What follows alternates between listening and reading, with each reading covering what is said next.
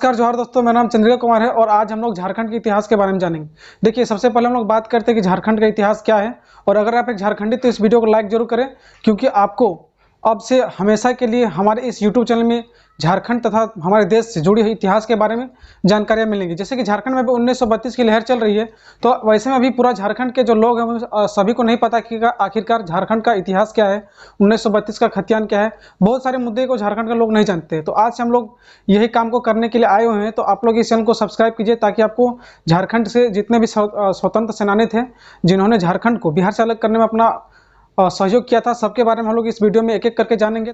तो दोस्तों, आज की वीडियो में जानेंगे कि आखिरकार बिरसा मुंडा जी का जन्म कब हुआ और उनकी मृत्यु कब हो गई। देखिए, बिरसा मुंडा जी का जन्म जो 15 नवंबर 1875 ईस्वी में हुई और इनका मृत्यु 9 जून 1900 ईस्वी में हो गई। तो इसके बीच का अगर साल निकाला जाए तो बिरसा मुंडा जी का जो है 25 साल की उम्र मात्र निकली थी, और उस उम्र में ही उन्होंने देश के लिए अपनी बलिदान दे दी।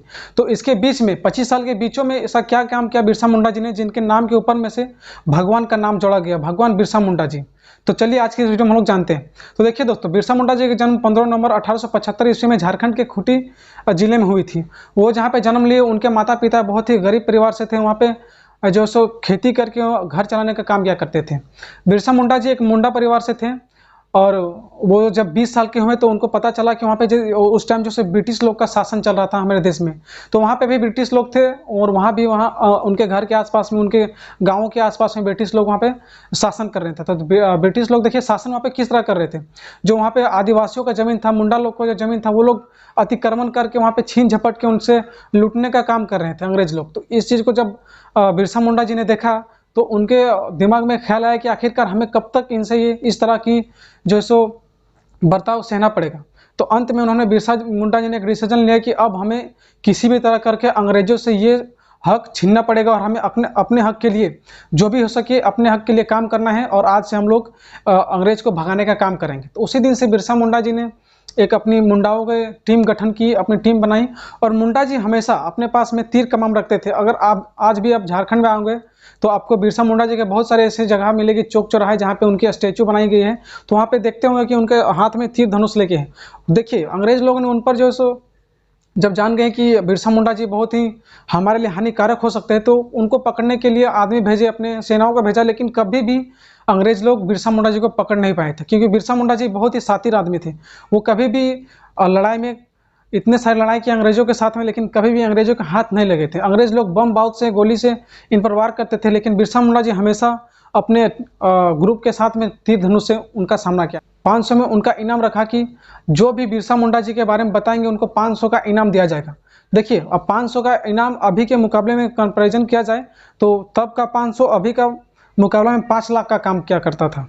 तो इसमें कोई गद्दार निकले लालच लोभ में, किसी ने मुंडा ही परिवार के एक लोग ने मुंडा लोग के जो अपनी उनकी जो टीम थी, उन्होंने किसी ने बिरसा मुंडा जी के बारे ब्रिटिश को जानकारी दे दी।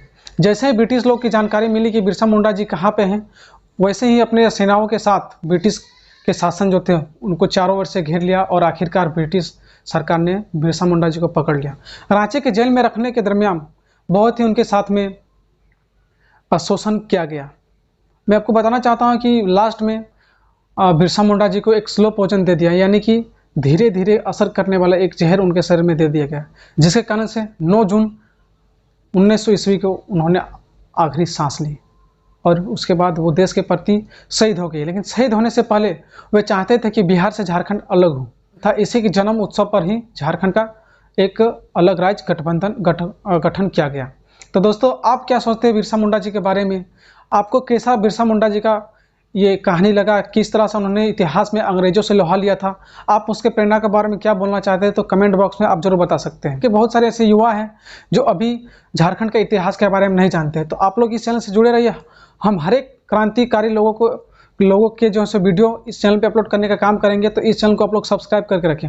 मिलते हैं इसी तरह के वीडियो में, तब तक के लिए जोहार झारखंड, जय झारखंड, जय हिंद।